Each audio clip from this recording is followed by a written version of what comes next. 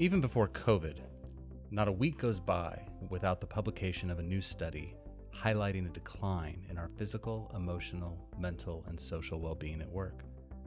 From rising stress levels to loneliness, something about work isn't working for us. In this show, we talk to Richard Safir, who is on a mission to embed well-being at Johns Hopkins Medicine at a deep cultural level.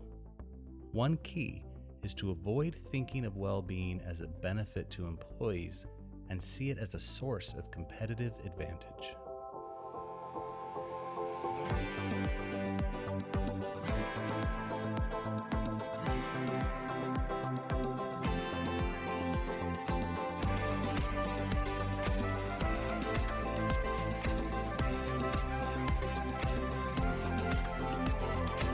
Hi friends, welcome to the Evolving Leader Podcast, the show born from the belief that we need deeper, more accountable, and more human leadership to confront the world's biggest challenges. I'm Scott Allender. And I'm John Gomes. John, how are you feeling today? I'm feeling optimistic. I've got a weekend where there's nothing planned, and that's the first time for a month. So I'm hoping that there's going to be renewal and there's going to be fun, and I'm going to come back on Monday feeling like I'm fully charged. How are you feeling, Scott?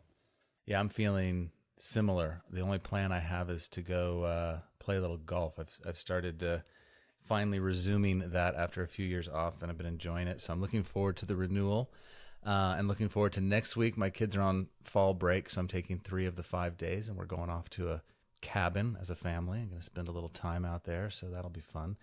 And I'm really interested in the conversation that we're about to have. I think it's a conversation I need to have. It's a topic that I'm growing increasingly interested in, and it's all around health and well-being. And today we are joined by Dr. Richard Safir.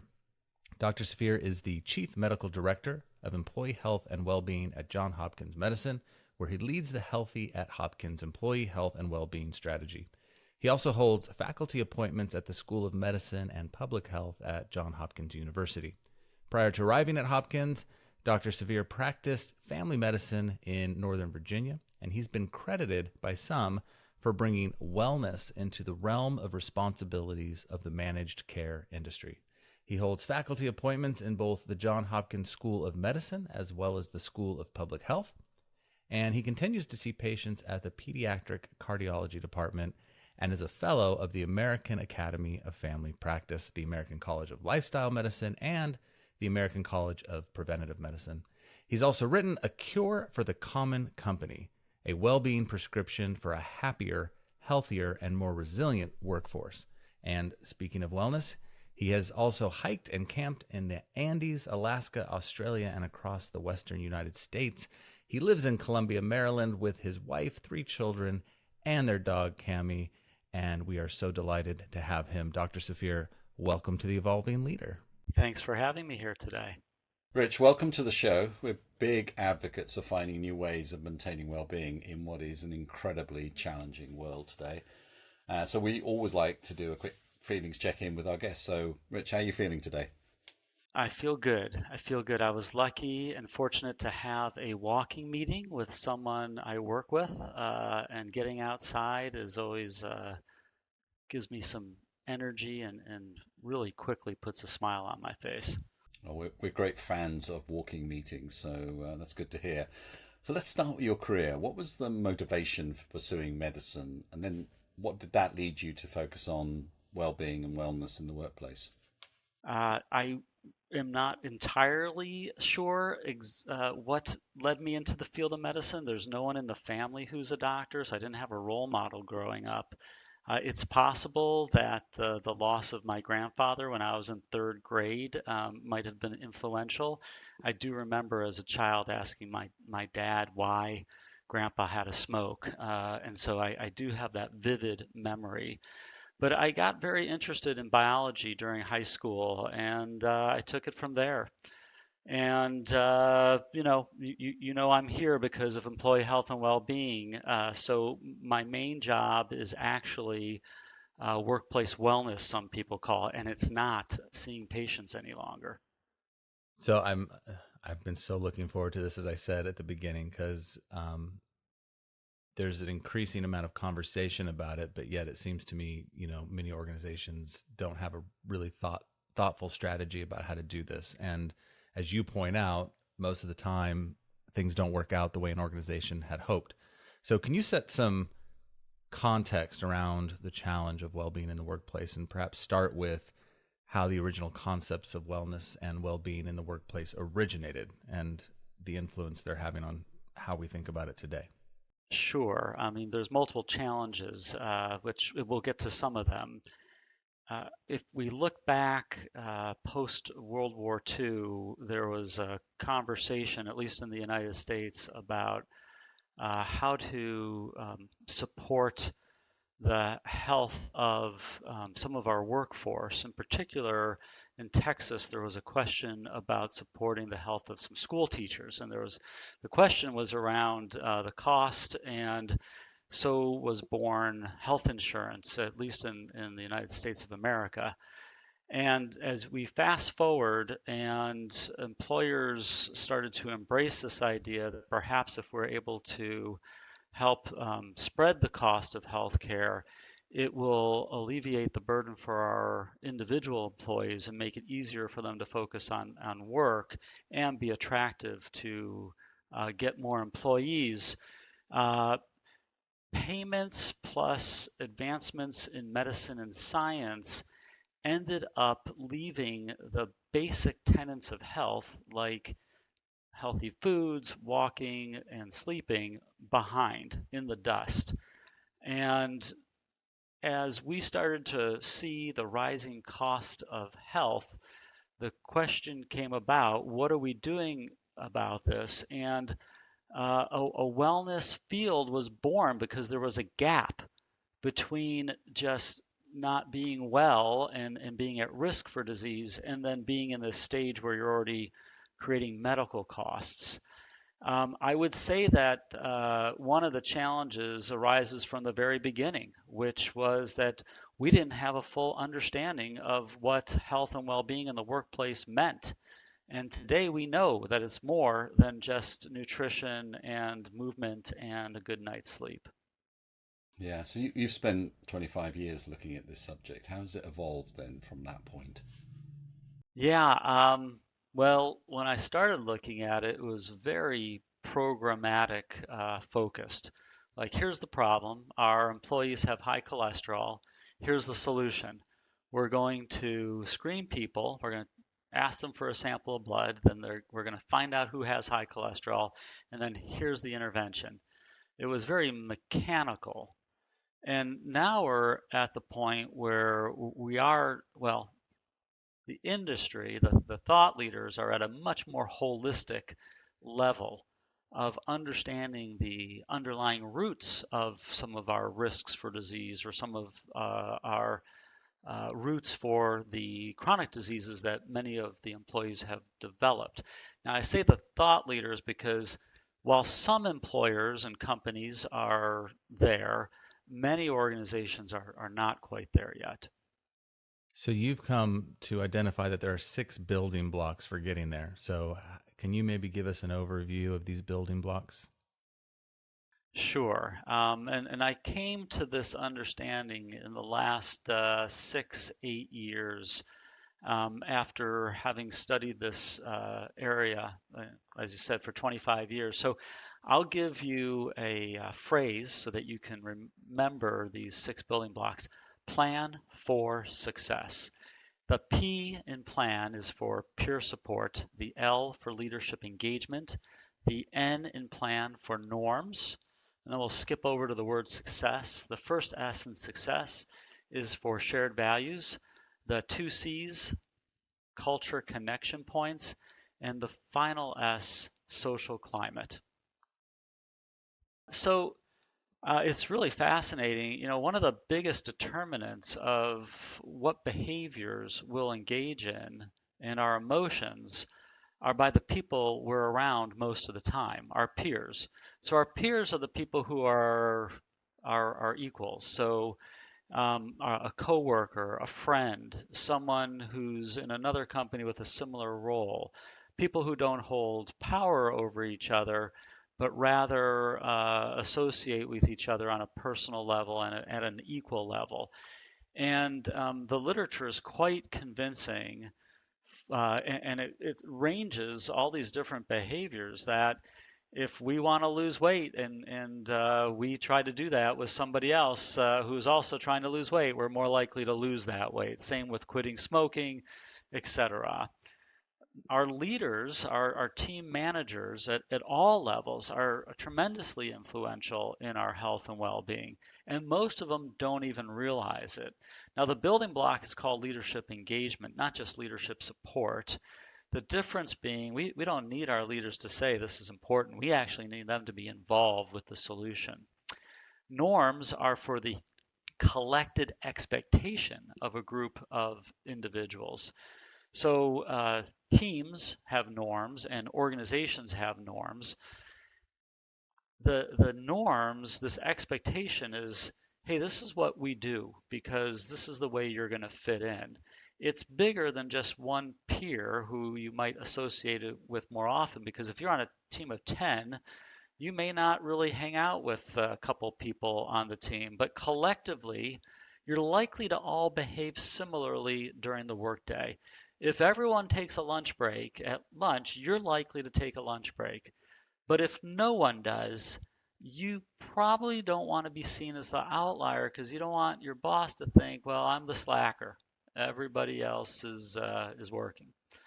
The S in in success for shared values. Companies have values. Some of them follow them, some of them don't.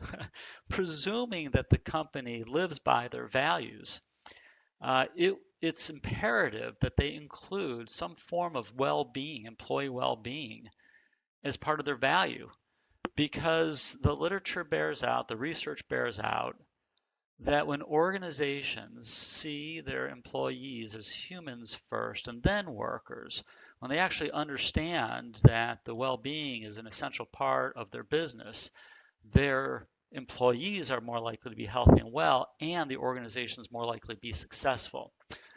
Culture connection points, the fifth building block, these are the nudges. These are the different strategies that employers can use to nudge the employees to make healthier choices and have happier emotions during the day. Now, no one can make an employee be healthier or happier, but we can certainly set up situations so it's more likely.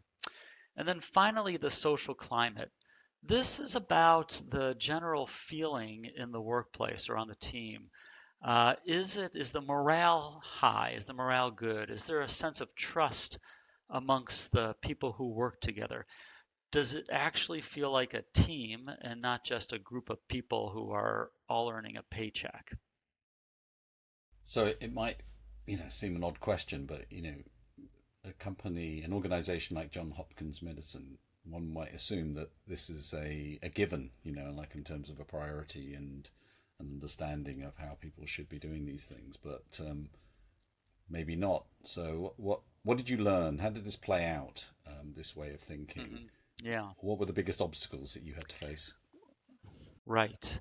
Well, if listeners know about Johns Hopkins, it might be that they know about Johns Hopkins because of their leadership in medical research and advancing the field in bringing new treatments to people suffering from rare diseases. I mean, we are considered a quaternary healthcare delivery center, and people from around the world come to us because we have the expertise in a variety of areas that can't be found elsewhere. Uh, it's not likely that people know us for our health and well-being. So if you think about the roots of where Johns Hopkins has come from, I would say that it's not a slam dunk that Johns Hopkins Medicine has been as interested in a good night's sleep historically. And so when I interviewed for a job as a medical director at Johns Hopkins Medicine in the role of leading their self-insured health plan, there really wasn't much of a employee health and well-being strategy. Actually, there wasn't a strategy. There were a few pieces and parts, but it wasn't a strategy. And actually, that's what intrigued me to come to Johns Hopkins Medicine, because the institution wasn't even aware that they didn't have what they needed. And fortunately, they were receptive once understanding the science behind the area. Listen, fortunately, I work with leaders and colleagues that if you can explain that something works and why and who's shown that, if you can present the logic, then it's not a slam dunk, but the opportunities to move forward are much greater. So what were the big kind of ahas in showing them the evidence and the Yeah. opportunity? Yeah, well, I mean, one of the first challenges, John, was to not come in and say, "This is what I know." It was really more to help um, the leaders who were kind of in this space understand the opportunities that lay ahead. And so, building a collaborative team and showing them the path was a ramp up phase. And Hopkins has some pretty smart people. So trying to corral folks to understand that if we draw on resources together, we would be more successful. Now, one of the earliest things that we addressed and eventually tackled was the overwhelming exposure to unhealthy beverages. Now, on the grand scheme of things, what we drink probably pales in comparison to how much sleep we get or how much stress level we have. However, when starting organizational change, and I do believe that practitioners in the employee health and well-being space are generally not versed in organizational change, and I encourage anyone who's listening to this, who's in this space, to get more comfortable with it. You need to find something that will ignite a group to rally around. And at the time, it was the right topic, it was the right scope.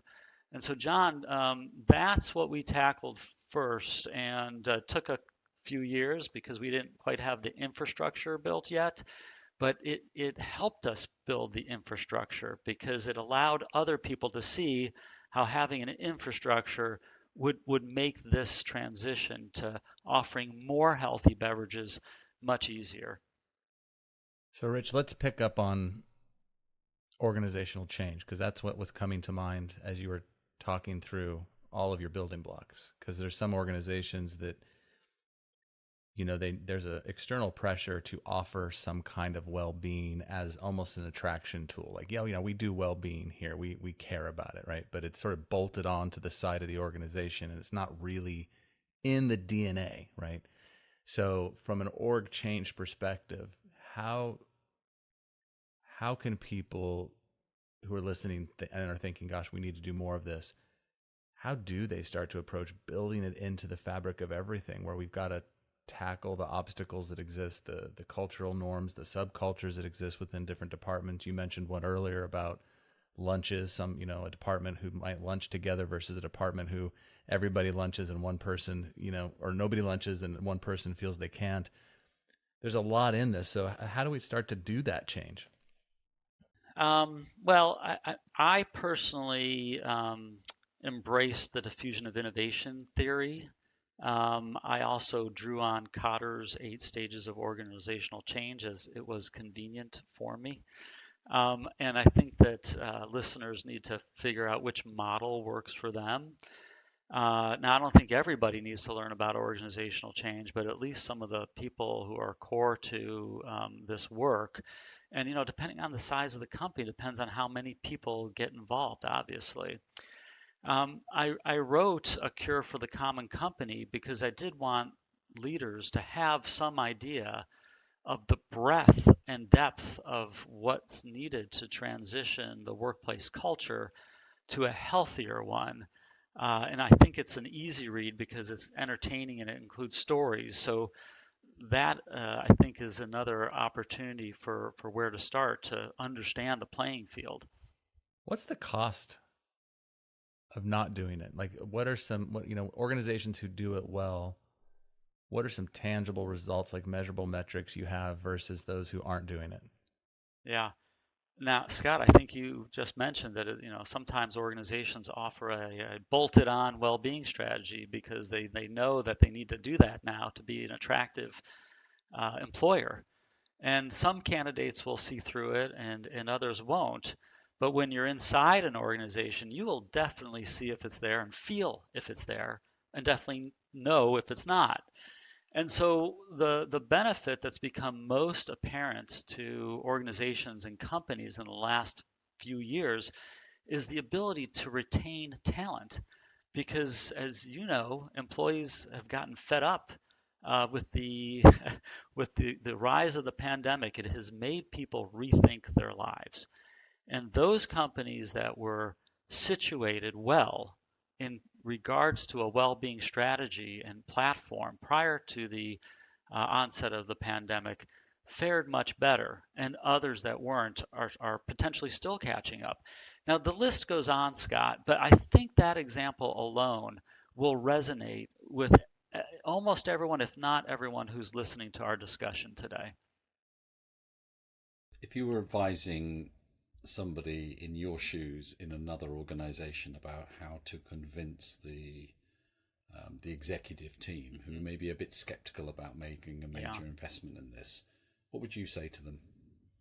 Well, I mean, the first thing I wouldn't walk up to them and say it's not a major investment, but I just want everyone to realize that you do not have to commit a major investment to do this well. You do have to commit resources, so there is a need to approach your leadership, and I'll give you some thoughts about how to do that now. Um, for one, you need to understand what is going to be important to the leaders that you're approaching. For some leaders, it might be about having people drink more water. For others, it might be around exercise. Back in the 1970s, when Johnson and Johnson, arguably one of the biggest health companies on the planet, was getting started with their employee health and well-being program, as I understand it, their CEO at that time was a big runner. And so starting with physical fitness was probably a no-brainer for the people who were part of those decisions. So get to know the individual or individuals who you're trying to make the case to, because something is going to resonate with them. Now, at the cognitive level, this is about a business decision based on what the evidence shows. However, it's really hard for a lot of leaders to separate their own personal health and well-being experience when it comes to the workplace and what's good for everybody else. So we have to kind of play to them to a degree in order to at least get started.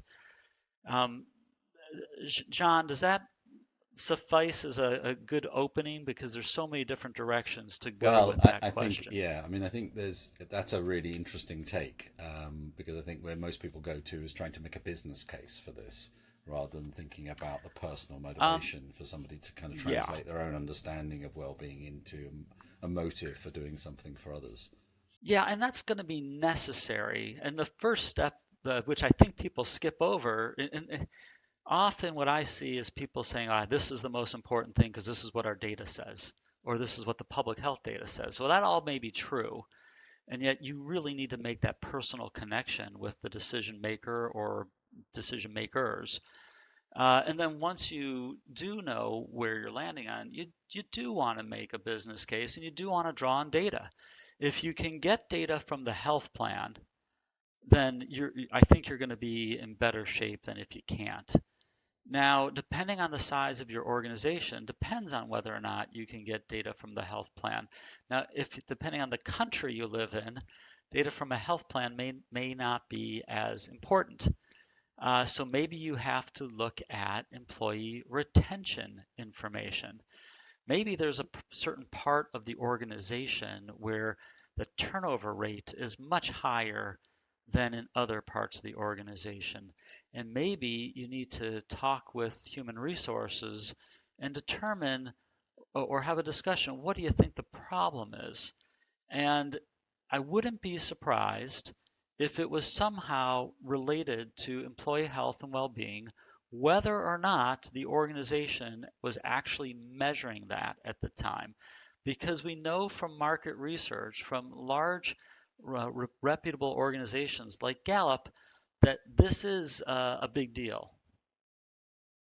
How do we how do you recommend approaching some of the education components to people? There's I think most people understand on paper, like they know what healthy and good looks like, and yet they tell themselves stories that I don't have time to do it. Or in many organizational cultures, bordering on near burnout is still seen as some kind of badge of honor, right? You work yourself to the bone. You don't, if you tell people, if you're only sleeping 4 or 5 hours a night, that's somehow evidence that you're a better worker. There's still a lot of these norms that need to be broken, so that people can find the space and freedom and to engage in well-being practices, right? So there's that delta between knowing and doing. I'm curious about the educational or anything else you have to say about that. Right. So providing education is a very low barrier. It's very easy to do, but it doesn't work very well. I mean, most of us know that we're not supposed to be smoking, right? And most of us know that we should be eating more fruits and vegetables and getting up and walking. So I think that the utility is low. And that's really one of the major reasons why organizations need to focus on creating a well-being culture in the workplace. Culture is the shared behaviors, beliefs, and attitudes of a group of people. And in the context of our conversation today, the group of people are people who work together. And it's about supporting those norms that point towards health and happiness and trying to pull apart the norms that are unhealthy and don't support our happiness. And it's a lot easier said than done, but education is just not an awesome strategy in and of itself. But I do want to say something about communication. Communication is an example of a culture connection point, one of those 6 building blocks. And communication can help nudge people a little bit closer towards doing something. But our communication needs to be a little bit more clever and a little bit more creative in order to make an impact. So if you walk into a cafeteria at Johns Hopkins Medicine in one of our hospitals and you want to have a food that has low sodium, then you can look at the board, the menu, and you can see a green dot next to those foods. And that's really important because we know that high blood pressure is one of the most common chronic diseases in developed countries around the world. Half of the people don't know they have it. It's a highly undiagnosed condition, and many people are in the pre-hypertension or at risk. And this just makes it easy. This green dot is a form of communication. So instead of writing a whole newsletter about hypertension, and I'm not opposed to that, but we've got to get more creative to communicate in different ways and get the attention of folks and make choices more easy. It's always surprising to me that unhealthy choices are even an option in a medical place, right? I've spent more time in hospital waiting rooms than I care to would have wanted to, but I go to the cafeterias and I'm astounded by the level of unhealthy choices that are even available in that space. It feels like they're trying to create their own future business to me. Is there any collective push, at Johns Hopkins to? I mean, I love the green dot. I think that makes so much sense because it reminds you in real time, like, here are my options, and this one's better. Is there a gradual push towards trying to make all the options healthier? Yeah.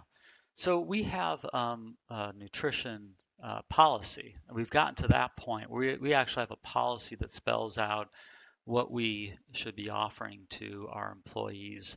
And the policy allows for flexibility.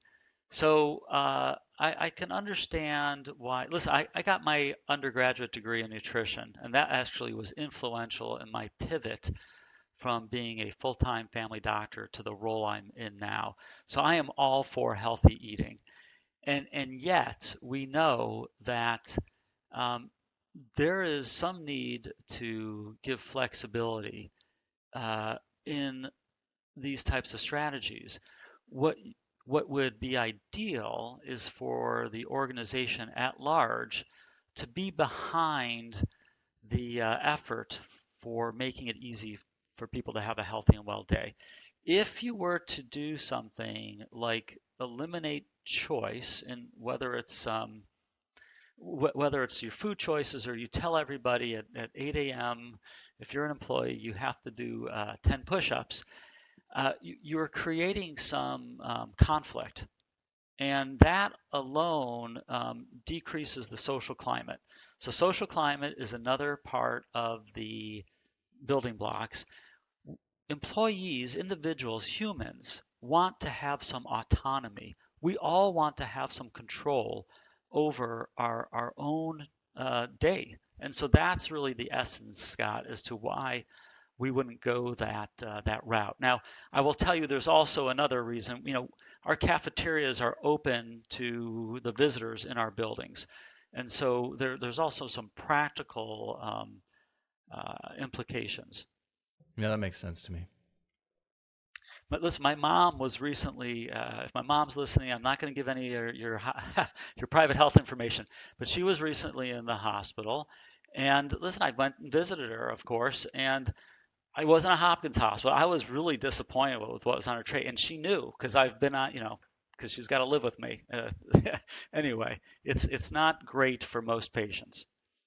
Yeah, I think that's the same in a lot of hospitals, certainly in the UK. Having spent a lot of time there with both my parents in the last 5 years, looking at the food.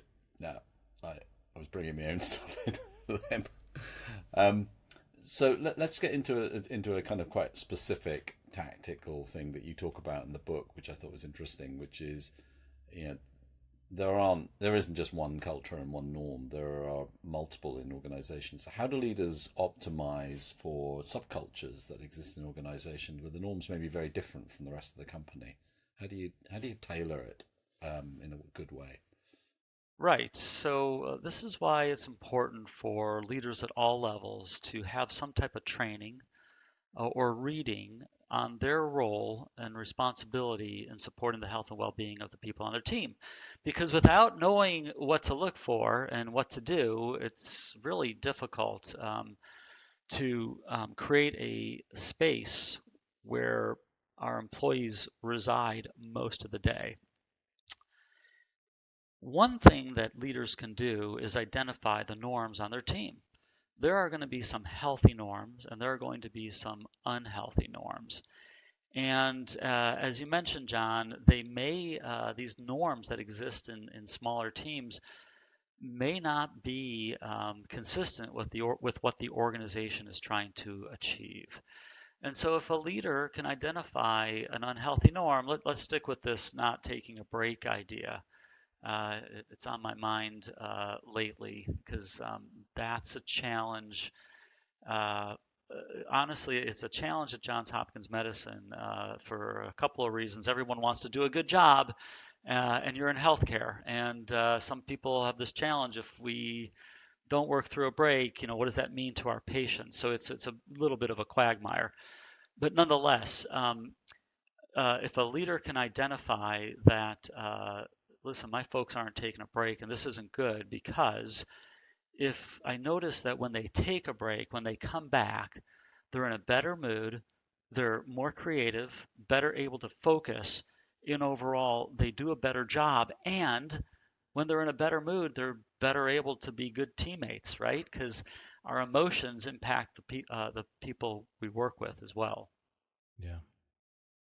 I was going to bring up the emotional component piece of it, which is a harder area, I think, for organizations to traverse into, but it's critically important in this topic, obviously, right? The interplay of decision making and emotional well-being are so correlated. I remember having a clear thought of my own when I had gained some weight. It's like I need to lose weight to get healthy, and it became very clear. No, I need to get healthy to lose weight, right? Like I am eating habitually, I'm snacking out of anxiety, whatever the case might be. I have to be able to focus in on the whys of my bad choices, right? And I know that's harder because it can get a little invasive and a little personal for org leaders to get there, but without us addressing it as a topic, then we miss the full breadth of the topic. So I'd love to hear some of your thoughts on that.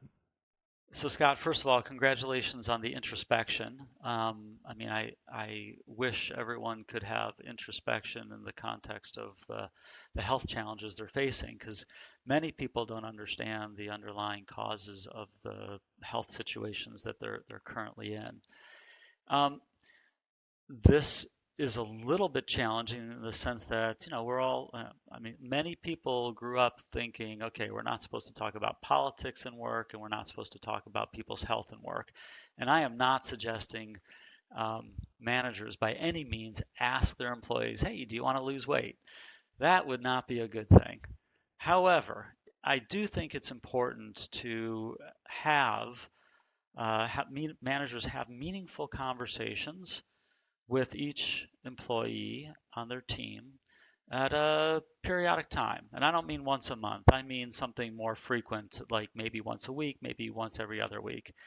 Because if you're successful in building a connection that goes beyond getting the work done and goes into what you know about each other as people, if a leader is able to share their health and well-being challenges, allow themselves to be vulnerable, what you're doing is you're setting up an increasing likelihood that you are building trust. And when there's trust between a team leader and an employee, then it's more likely that an employee might offer what's causing them stress that is in the influence of their manager. Now, I'm fully aware, because I'm a manager, that no matter how much trust you have with an employee, then it's not always for sure that the employee will share that what's frustrating me is X. And so there are other outlets like human resources and champions. These are volunteer employees who've been trained as a health or well-being champion that people on your team can turn to get that support. So Scott, just let me follow up with one more thing about this idea of emotions.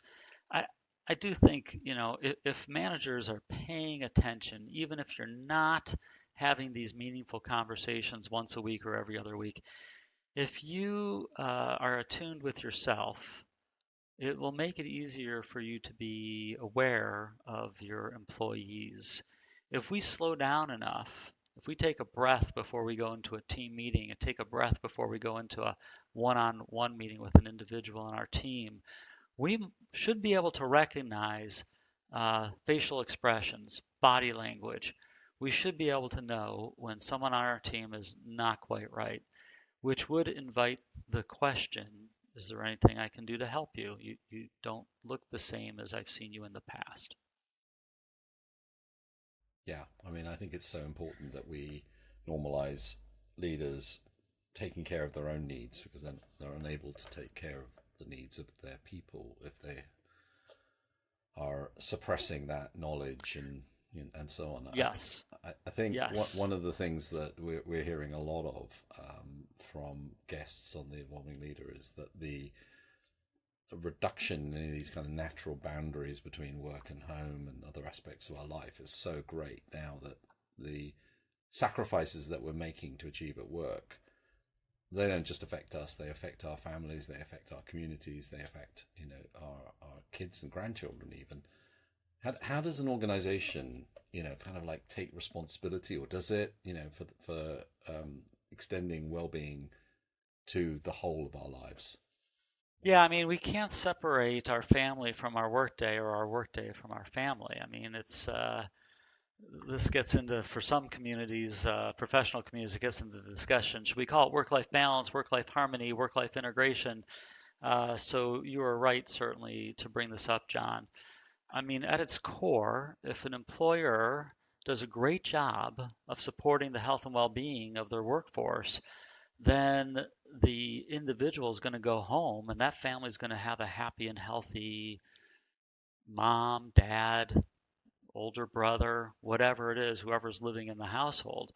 So right there, there's a connection. I'm pretty sure that's not what you meant though. And so, depending on the circumstances or the context, many employers extend certain benefits to the entire family in order to show their support. Now, I don't know what it was like in your communities growing up, or even 20 years ago, but in the community I grew up in, and the communities I've worked in for the last 25 years, gone are the days of the company picnic.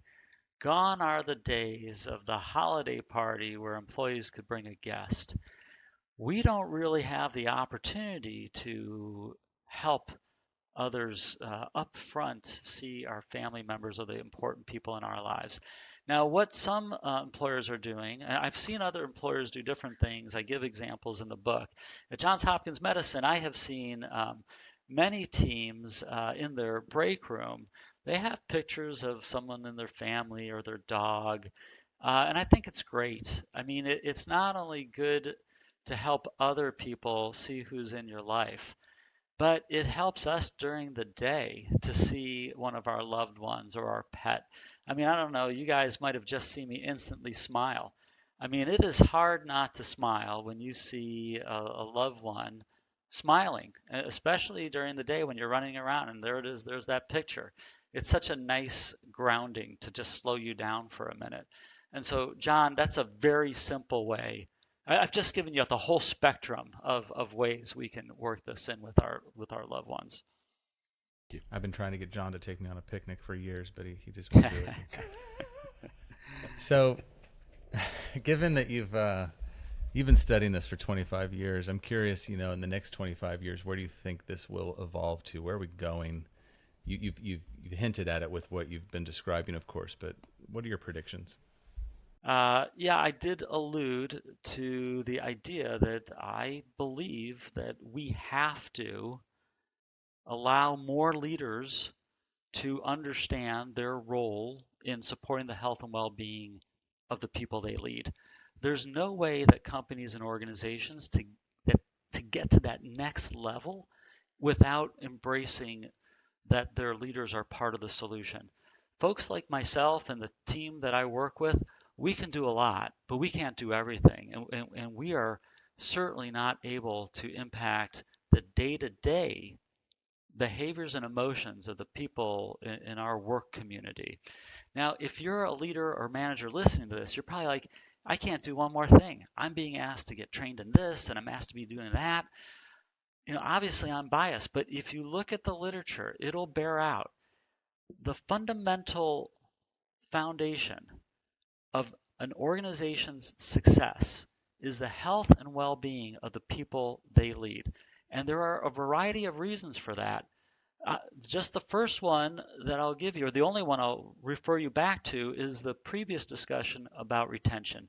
If you don't have people on your team, then you won't have this problem about figuring out how to. So once you create this well-being culture on your team, a lot of other management issues will start to disappear, including whether or not there's a challenge for your team to be more productive or more effective. Those things will fall into place. So, Scott, um, there is some movement on this front, but I believe this has to be the next big thing in order for us to move forward. Yeah, that's a good challenge and call to action for our listeners. I think it's a great place for us to land our discussion. Thank you so much for your time, Rich, and everybody.